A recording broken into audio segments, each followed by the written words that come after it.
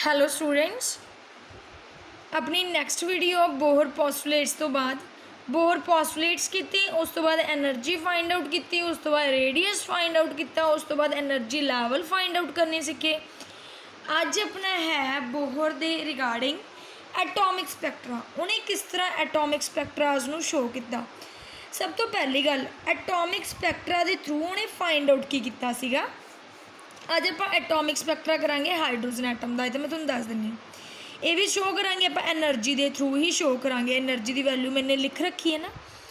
ये उन्होंने किया की होना, देखो मान लो अपने को एक डिस्चार्ज ट्यूब, डिस्चार्ज ट्यूब लै ली, वो हाइड्रोजन गैस है, ठीक है। उन्होंने एवं एक्सपैरीमेंट किया। जो ये इलैक्ट्रिसिटी पास की, दैन जोड़े हाइड्रोजन गैस के जोड़े इलैक्ट्रॉन सीगे वो की हो गए, एसलरेट हो गए। जो एसलरेट हो गए दैन उन्होंने एमिट की, रेडिएट करती अपनी energy in the form of EM waves. जो EM वेव्स दे विच वो एनर्जी उन्होंने एमिट करनी स्टार्ट करती, वो स्ट्राइक हुई ऑन द स्क्रीन। कोई स्क्रीन लै ली उन्होंने, डार्क स्क्रीन होते लै ली। जी वो EM वेव्स निकल रही सीगियां वो in the terms of frequency निकल रही सी, in the term of frequency as well as in the term of wavelength. वो वेवलेंथ की फॉर्म च निकल रही सी। दैन उन्हें फिर काफ़ी सीरीज़ नूं रिप्रजेंट किया भी वो जो वेवलेंथ ने या फिर फ्रीकुएंसीज ने वो किहदियां ने, कुछ सीरीज़ दियां ने, जिवें लाइमन सीरी पढ़ांगे आपां, बालमर सीरी, पास्चन सीरी, ब्रैकेट सीरी, पफंड सीरी। ये सारिया सीरीज़ दियां वेवलेंथ एंड फ्रीकुएंसीज नूं उन्हें फाइंड आउट किया सी थ्रू एटॉमिक स्पैक्ट्रा। इस एक्सपैरीमेंट के थ्रू उन्हें काफ़ी की कड्डियां सीगियां सीरीज़ नूं फाइंड आउट की सी, उन्हां दी वेवलेंथ, उन्हां दियां फ्रीकुएंसीज। तो आपां हाइड्रोजन एटम की स्पैक्ट्रल सीरीज़ के थ्रू की करांगे, वेवलेंथ्स नूं फाइंड आउट करांगे, ठीक है बेटा। तो ये वाला टॉपिक भी तुहाडे लई इंटरस्टिंग होने वाला है, तो तुसीं ये वाले टॉपिक नूं ध्यान नाल समझिओ। देखो सब तो पहली गल मैं सैकेंड पोस्टुलेट याद करवानी है तुहाडे की सी। अपने कोल आपां ने दो एनर्जी लैवल्स बनाए सी। One is lower energy level जिन्हों अपने EK का नाम दिता सी, one is higher energy level EI का नाम दिता सी। आपने ये कहा सी भी जे हायर एनर्जी लैवल तो ट्रांजिस्ट हो रहा कोई लोअर एनर्जी लैवल ते, दैन वो की करूँगा, अमिट करूँगा रेडिएशनस, अमिट करूँगा EM waves in the term of frequency. तो ये तो उन्हें वेवलेंथ का फॉर्मूला ड्राइव किया सी। देखो किमें किया सी। वाई यूजिंग, मैंने लिख रखा, why using second postulate of Bohr's model transition is from EI to EK, मतलब higher energy level to lower energy level, मतलब उन्हें कि एमिट किया सी। दैन अपने को एनर्जी है, दैन मैंने आ फॉर्मूला तुहानूं कल करवाया सी। EI मतलब higher to lower, EK is equal to HF। तुसीं ना HF भी लिख सकते हो, H न्यू भी लिख सकते हो। फ्रीकुएंसी नूं न्यू नाल भी रिप्रजेंट करते हैं, HF भी सिंपल लिख सकते हो, ठीक है। तो देखो EI लोअर अपन लोअर की एनर्जी भी फाइंड आउट करनी पू, हायर की भी करनी पू। लोअर की मैंने फाइंड आउट कर ली, EI is equal to -ME4 Z square upon 8E epsilon square NI द स्क्वायर। NI द स्क्वायर अपन नहीं पता किहड़े ऑर्बिट दे विच है, NI द स्क्वायर H स्क्वायर। जी अपने करता भी जी डिस्चार्ज ट्यूब आ वो हाइड्रोजन गैस फिल्ड है। मैं तुहानूं दस्सिआ ना भी हाइड्रोजन गैस का स्पैक्ट्रा बनावांगे। हाइड्रोजन गैस के लिए Z की वैल्यू कितनी होंदी है, 1। Z की वैल्यू 1 के लिए मैंने E की वैल्यू कढ़ ली, EI की value -ME4 upon 8 epsilon not the square NI द स्क्वायर H स्क्वायर। एवं EK कढ़ लिया, वो तो NK की वैल्यू पुट करती। ये दोनों वैल्यूज़ मैंने कि पुट करती, फर्स्ट इक्वेशन च पुट करती। EI माइनस लगाता, माइनस की वैल्यू सी, इत्थे माइनस माइनस की हो गया plus, minus minus plus plus लगाता HF आ गया। हुण की कुछ कॉमन निकलता, देखो ME दी 4 कॉमन निकलता, 8 कॉमन निकलता, एप्सिलॉन नॉट स्क्वायर कॉमन निकलता, H स्क्वायर कॉमन निकलता। अंदर प्लस वाला पहला ले लेने, NY NK square, minus minus वाला बाद च ले लेने, इज इक्वल टू HF।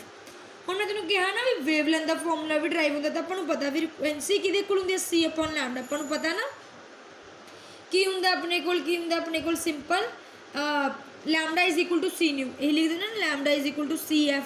या फिर F की वैल्यू की आ जाएगी अपने कोल, C is equal to lambda f यही होंगी अपने कोल, जां अपने कोल की आ जाऊगी एफ की वैल्यू सी अपॉन लैमडा। ठीक है जी, सी अपॉन लैमडा मैंने पुट किया, अपने को लैमडा दे विच फॉर्म बन गया, बन गई। इत्थे तक समझ आ गया। उस तो बाद देखो 1 लैमडा इज देखो अपने को आ वाली चीज़ बन गई, इन्हों जो कैलकुलेट करोगे ना तो आई फॉर्म बननी है। मैं तुम्हें करके भी दिखा सकती हूँ, वैसे तुम कर सकते हो ये वाली चीज़। 1 लैमडा मतलब लैमडा इधर रख लिया, बाकी सारी चीज़ें उधर लै गए। एम ई दी 4 8 एप्सिलॉन नॉट स्क्वायर एच दी क्यूब सी 1 एन के दा square minus 1 n i square. ठीक है, हुण देखो जी आ वाली चीज़ है सारी कॉन्सटेंट है। देखो एम हाइड्रोजन एटम का 1 इलैक्ट्रॉन होंगे, mass of electron 9.1 in tens पर minus 31। E is the electric charge 1.6 in tens per minus 19.